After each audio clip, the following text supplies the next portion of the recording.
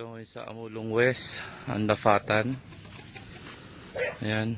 So, pupuntahan ko ngayon yung bahay na totally wash out. So, ito yung mga tubig pang naiwan. Ayan. So, ayan. Titignan natin yung bahay talaga na wash out daw dito. Ayan. Ayan. Ito. As in, wala na pala yung bahay niya talaga, totally. So, ito na lang yung naiwan. So, wala nang mga poste. Wala nang tinangay na ng kwan. Kumbaga, ito na lang yung naiwan. Totally wash out. So dito talaga kasi yung daanan ng tubig, kaya sa lakas ng agos ng tubig. Yan talaga ang... Kuya, anong pangalan mo? Gemat ay Gini Oliva siya.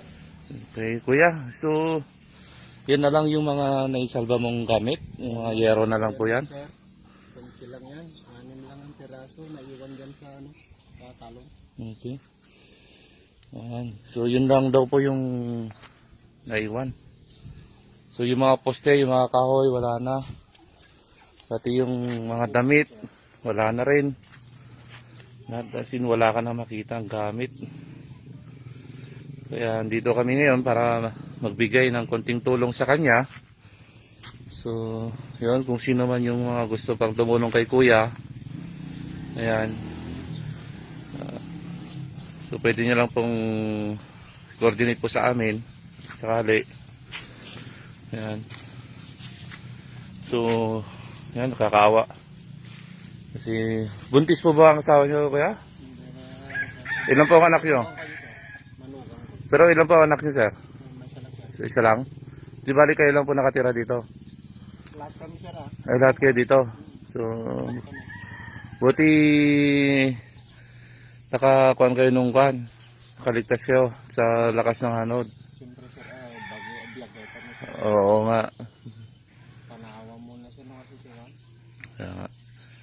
Di bali, yun, pasalamat tayo sa Panginoon. Dahil, ganyan, di kayo naanod, oh, sa lakas ng kwan, eh, lumikas kayo agad. Yan, so, yung anak ni kuya, yan, parating.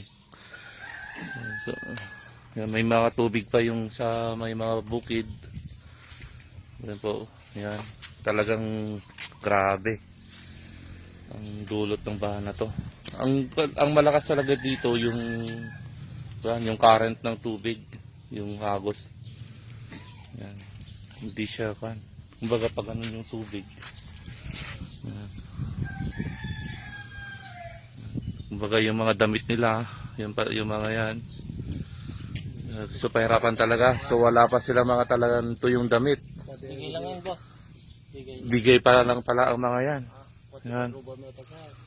Oo. So donate pa lang. So ito yung mga naisalba nyo na lang na damit. Ito na lang mga yan. Oo. Grabe. Yung mga gamit nila.